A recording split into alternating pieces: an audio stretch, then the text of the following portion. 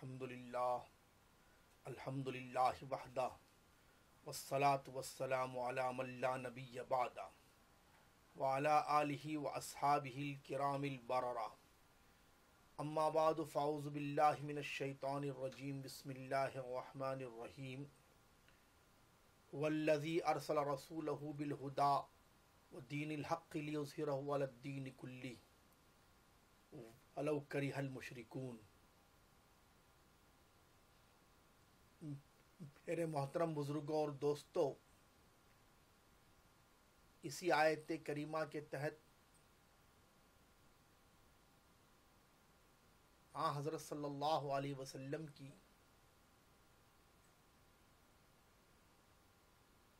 سیرت کا انقلابی پہلو جو اس آیت کی روشنی میں سامنے آتا ہے، اور آپ صلی اللہ علیہ وسلم کی امتیازی شان جو اس صورت میں نمایاں ہوتی ہے، وہ میں آج آپ کے سامنے عرض کر رہا ہوں۔ یہ آیت اللہ تعالیٰ نے کلام پاک میں 3 جگہ رکھی ہے۔ سورہ توبہ، وہاں اللہ تعالیٰ ارشاد فرماتے ہیں هو الذی ارسل رسولہ بالہدی ودین الحق لیظہرہ علی الدین کلہ ولو کرہ المشرکون۔ اور سورہ صف 28ویں پارے میں بھی یہی آیت ہے، لیکن سورہ فتح میں یہی آیت ہے، لیکن اس کے اندر آخر میں ولو کرہ المشرکون کے بجائے وہ کفا باللہ شہیدہ کا لفظ ہے۔ بہرحال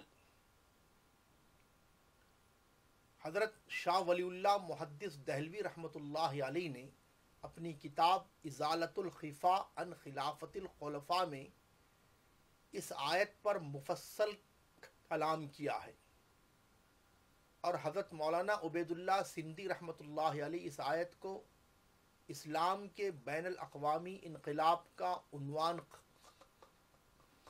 قرار دیتے ہیں۔ اللہ کے رسول صلی اللہ علیہ وسلم کی امتیازی شان کو اور انقلابی پہلو کو یہ آیت واضح کرتی ہے۔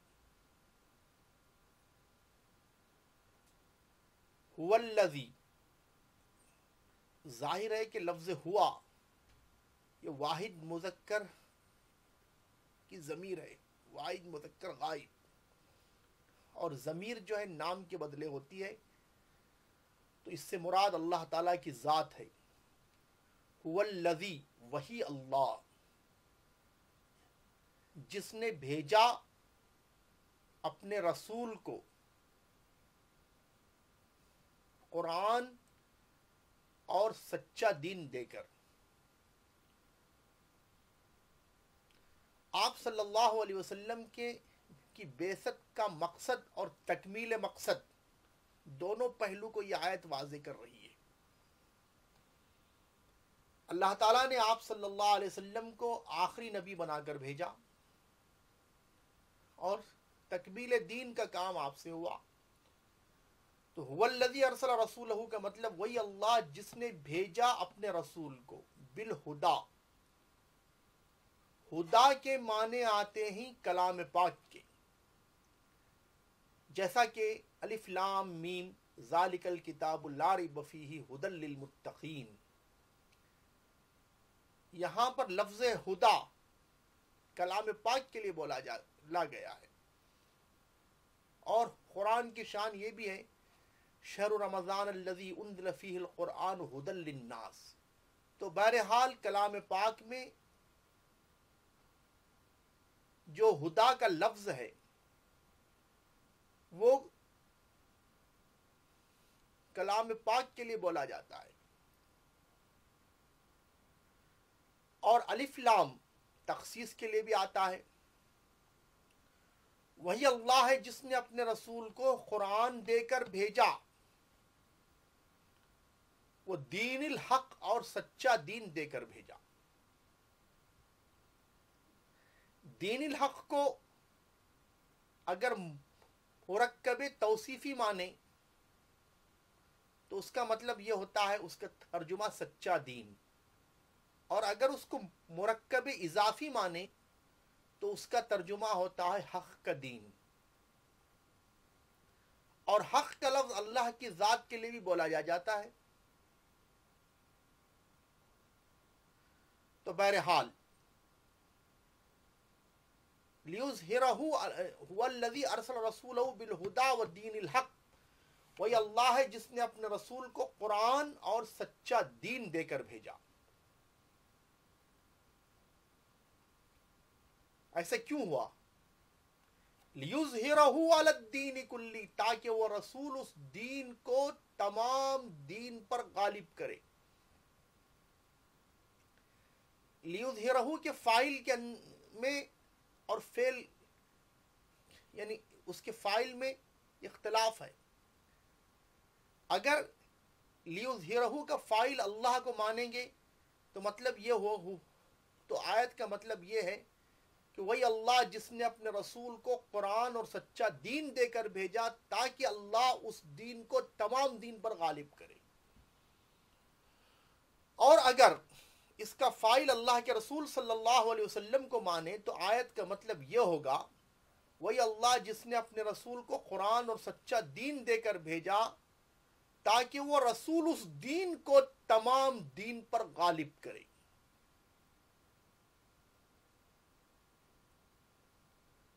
لیکن یہ اختلاف جو ہے اختلاف لفظی ہے، اس لیے کہ رسول کا کام بھی اللہ کا کام ہے،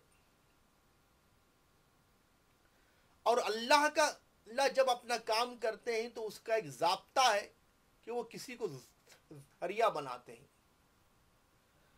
تو اگر لیظہرہ کا فاعل اللہ کو مانیں گے تو مطلب آیت کا صاف ظاہر ہے کہ اللہ تعالیٰ نے اپنے رسول صلی اللہ علیہ وسلم کو اس کام کے لیے بھیجا اور رسول کو ذریعہ بنا کر ایک کام کیا۔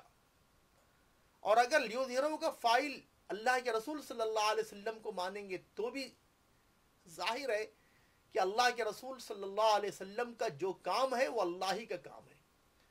جیسا جنگ بدر میں آپ صلی اللہ علیہ وسلم کا کفار قریش کو کنکری پھینکنا، اس کو قرآن اس انداز میں بیان کرتا ہے فَلَمْ تَقْتُلُوهُمْ وَلَكِنَّ اللَّهَ قَتَلَهُمْ، آپ نے ان کو قتل نہیں کیا، یعنی تم لوگوں نے ان کے قتل نہیں کیا لیکن اللہ نے انہیں قتل کیا۔ وَلَكِنْ وَمَا رَمَيْتَ إِذْ رَمَيْتَ وَلَكِنَّ اللَّهَ رَمَى، اور آپ نے ان پر جب آپ کنکری پھینک رہے تھے آپ نے ان پر کنکری نہیں پھینکا لیکن اللہ نے کنکری پھینکی۔ تو اگر اللہ کے رسول صلی اللہ علیہ وسلم کو اس کا فاعل قرار دیں تب بھی کوئی اعتراض نہیں ہے۔ یہ اختلاف جو اختلاف لفظی ہے، اصل جو بات میں کہنے جا رہا ہوں چونکہ ڈاکٹر اسرار احمد صاحب کا اس پر تفصیلی مقالہ ہے، اس کا خلاصہ میں نقل کر رہا ہوں۔ وہی اللہ جس نے اپنے رسول کو قرآن اور سچا دین دے کر بھیجا تاکہ وہ رسول اس دین کو تمام دین پر غالب کرے، لیظہرہ علی الدین کلہ۔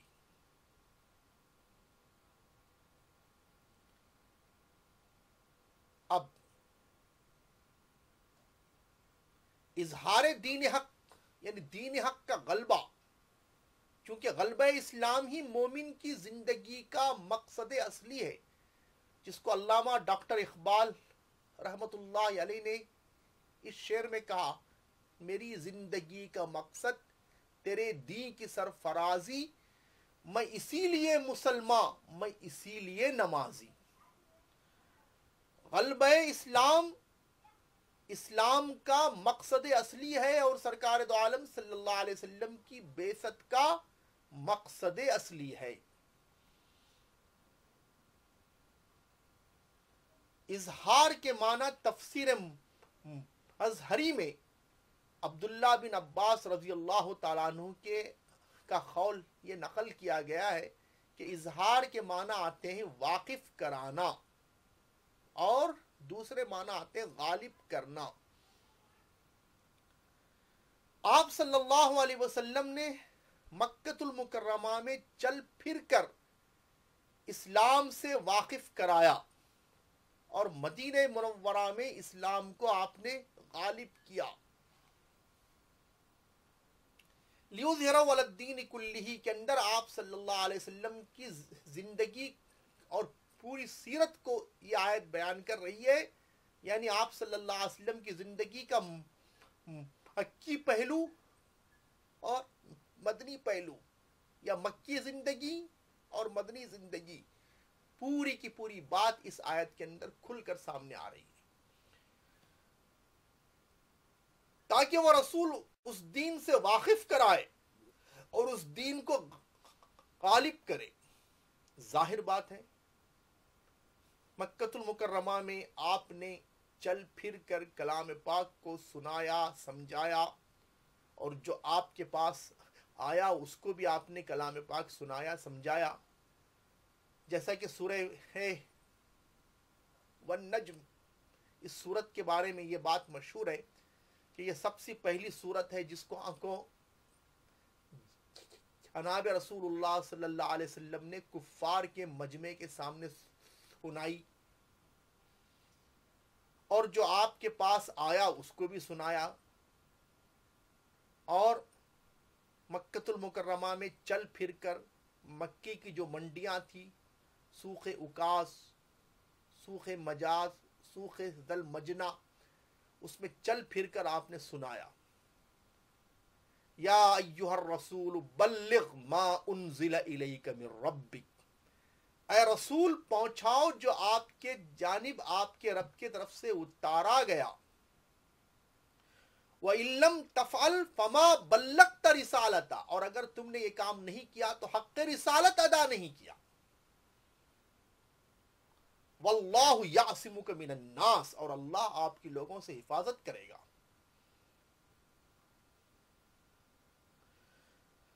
آپ صلی اللہ علیہ وسلم نے مکۃ المکرمہ میں چل پھر کر کلام پاک کو سنایا، سمجھایا اور اسلام سے واقف کرایا. اور پھر اس کے بعد جب آپ کے لیے مکے کی زندگی دوبھر کر دی گئی، آپ صلی اللہ علیہ وسلم نے جب دعوت کا کام کا جب آغاز کیا تو سب سے پہلے آپ کے مخالفین نے آپ سے نفرت کا اظہار کیا، پھر مخالفت کا دور آیا، پھر عداوت کا دور آیا، اور اس کے بعد شدید عداوت کا دور آیا. آپ صلی اللہ علیہ وسلم مکۃ المکرمہ میں اپنی دعوت کا کام کرنے کے بعد طائف گئے، وہاں بھی آپ کو پناہ نہیں ملی. پھر اس کے بعد آپ کو مکۃ المکرمہ میں اس کنڈیشن کے تحت آپ کو داخل کیا گیا کہ آپ مکے میں تبلیغ نہیں کریں گے. اس کے بعد آپ صلی اللہ علیہ وسلم مکے سے باہر حجاج کے مجمع میں تشریف لے جاتے، وہاں ایک ایک سے اسلام کی اپیل کرتے. اس کے بعد انصار کے دل کھل گئے اسلام کے لیے. اس کے بعد حضرت صلی اللہ علیہ وسلم کو اپنا وطن چھوڑنا پڑا، اور اس کے بعد مدینہ منورہ کے اندر پہنچ کر اسلامی ریاست کو آپ نے قائم کیا، اسٹیٹ کا قیام عمل میں آیا. اس کے بعد حضرت صلی اللہ علیہ وسلم نے جنگ بدر بھی کیا، جنگ احد بھی کیا، جنگ خندق بھی کیا، پھر صلح حدیبیہ، پھر فتح مکہ. پھر ایک وقت ایسا بھی آ گیا اذا جاء نصر اللہ والفتح، جب اللہ کی مدد اور فتح آ گئی. وَرَأَيْتَ النَّاسَ يَدْخُلُونَ فِي دِينِ اللَّهِ أَفْوَاجًا، اور آپ نے دیکھا لوگوں کو کہ وہ اللہ کے دین میں فوج در فوج داخل ہو رہے ہیں. تو اللہ تعالیٰ نے کہا فَسَبِّحْ بِحَمْدِ رَبِّكَ، آپ اپنے رب کی تسبیح بیان کیجئے. وَاسْتَغْفِرْهُ، اور اگر کچھ آپ سے بھول چک ہو گئی ہے تو استغفار کر لیجئے. انہو کان توابا، بے شک اللہ آپ کی توبہ کو قبول کرنے والا ہے. یہ مقصد اصلی کو یہ پوری آیت واضح کر رہی ہے، اور آپ صلی اللہ علیہ وسلم کے انقلابی پہلو کو یہ پوری صورت واضح کر رہی ہے. چونکہ اظہار کے پہلا معنی واقف کرانا ہے اور دوسرا معنی نافذ کرنا ہے، مکے میں آپ نے واقف کرایا اسلام سے، مدینے میں اسلام کو نافذ کیا، غلبہ اسلام۔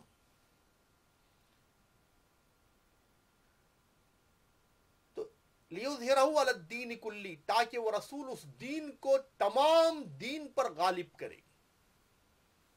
اسلام کا جو غلبہ ہے اس کی دو قسمیں ہیں۔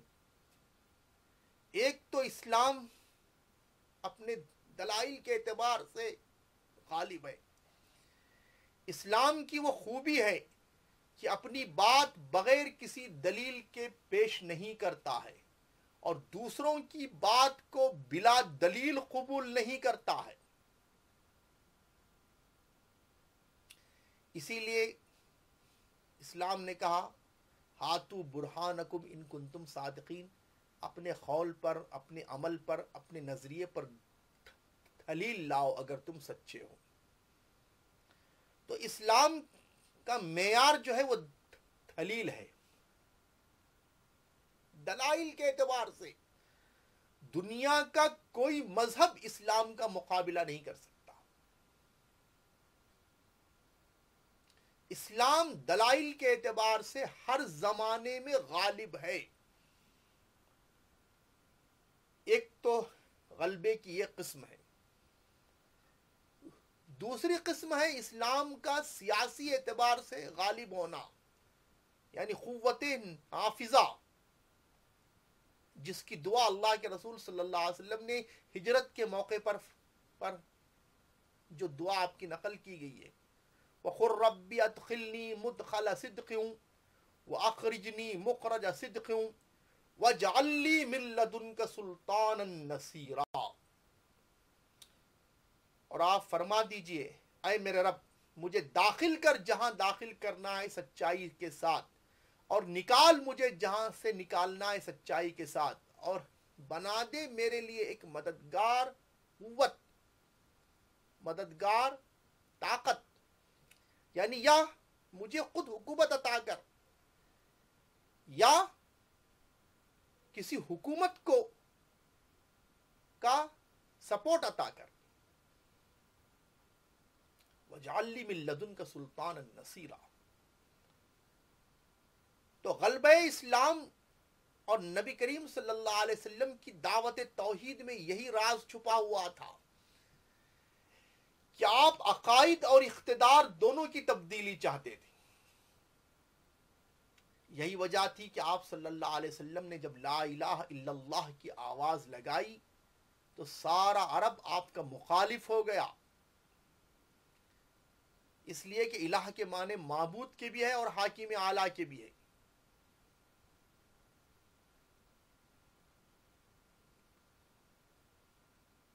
هو الذی ارسل رسولہ بالہدی والدین الحق لیظہرہ علی الدین کلہ، وہی اللہ جس نے اپنے رسول کو قرآن اور سچا دین دے کر بھیجا تاکہ وہ رسول اس دین کو تمام دین پر غالب کرے، یعنی سیاسی اعتبار سے بھی اور دلائل کے اعتبار سے تو اسلام غالب ہے ہی ہے۔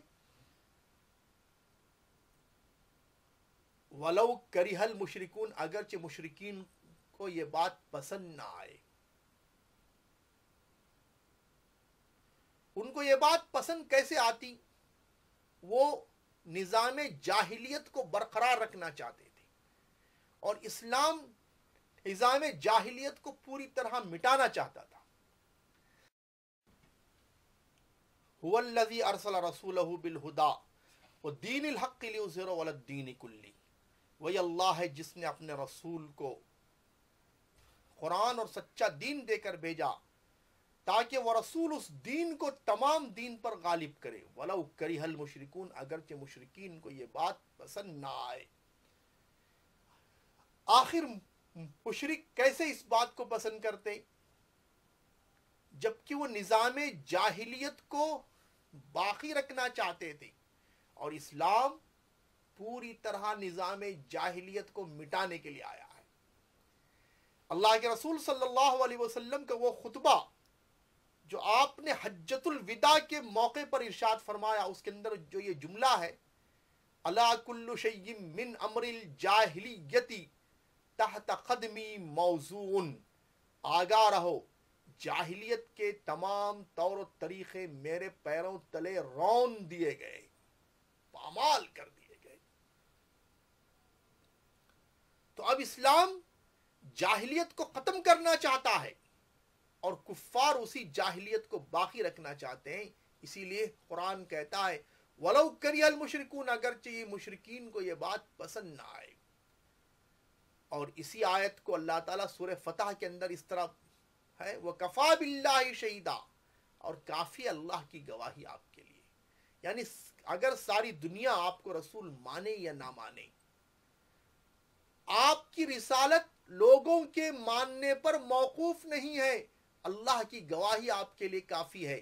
اللہ آپ کو رسول مان لیا اور رسول بنایا، ختم۔ تو بہرحال اس پوری آیت میں نبی کریم صلی اللہ علیہ وسلم کی بعثت کا مقصد اصلی کو اللہ تعالیٰ نے بتلایا کہ مشرکین پسند نہیں کرتے، وہ جاہلیت کے نظام کو باقی رکھنا چاہتے ہیں۔ لیکن یہ آیت جو ہے آپ صلی اللہ علیہ وسلم کی سیرت کا جو انقلابی پہلو کو پیش کر رہی ہے، غلبہ اسلام، غلبہ اسلام کے لیے آپ کو کیا کیا کام کرنا پڑا۔ یتلو علیہم آیاتہ، آپ ان کے سامنے اللہ کی آیات کو تلاوت کرتے ہیں۔ ظاہر بات ہے کہ رسول کوئی خوش الحان قاری کی حیثیت سے تلاوت کرنے کے لیے دنیا میں نہیں آیا ہے۔ یہ اور بات ہے کہ رسول خوش الحان قاری بھی ہوتا ہے، مگر اس کی تلاوت جو ہے ایک سفیر کی حیثیت رکھتی ہے۔ رسول اللہ کا گورنر ہے، زمین اللہ کا اسٹیٹ ہے، اور زمین پر اللہ کا آرڈر کو نافذ کرنے کے لیے زمین پر اللہ کے آرڈر کو نافذ کرنے کے لیے رسول آتا ہے۔ جب کوئی گورنر سینٹر کا آرڈر پڑتا ہے تو اس کا یہ مطلب نہیں ہوتا ہے کہ صرف اس کو پڑھا جائے، بلکہ عملاً وہ آپ سے نفاذ کا مطالبہ بھی کرتا ہے۔ سرکار دو عالم صلی اللہ علیہ وسلم کی یہی شان تھی کہ سفیر کی حیثیت سے آپ نے تلاوت کیا، یتلو علیہم آیاتہ ویزکیہم، اور ان کا تزکیہ کرتے ہیں، ویعلمہم الکتاب والحکمہ، اور ان کو کتاب اور حکمت کا علم سکھاتے ہیں۔